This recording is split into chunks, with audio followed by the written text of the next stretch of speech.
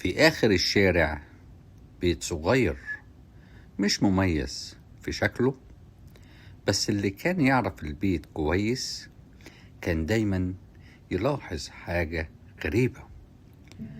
كرسي فاضي جنب الشباك. الكرسي ده عمره ما اتشال ولا حد قعد عليه.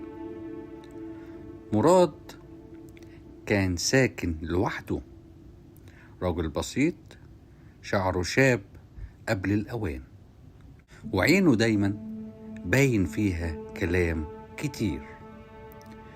كل يوم قبل المغربية بشوية كان يقعد على الكرسي اللي قدامه ويبص على الكرسي الفاضي ويستنى.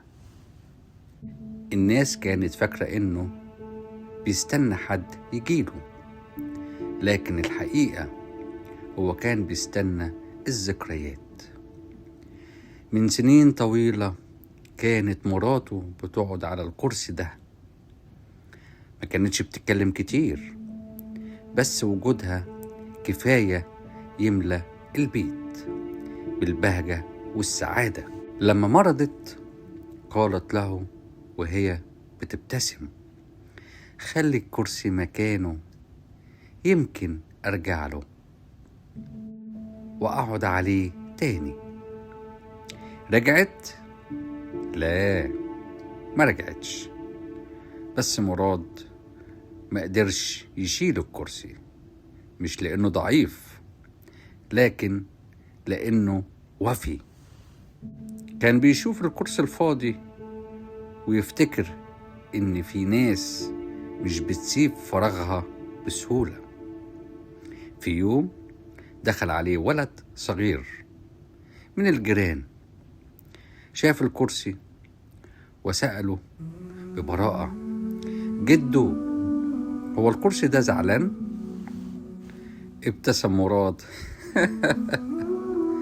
لأول مرة من زمان وقال: لا يا ابني، ده شهد على حب مخلص وعشرة عمر ما انتهتش، وغيابها ما قدرش يمسح أثرها. ومن اليوم ده الولد كان بيجي يقعد معاه كل عصرية، مش على الكرسي الفاضي لكن قصاده، والبيت رجع يدخله صوت وضحك وحياة.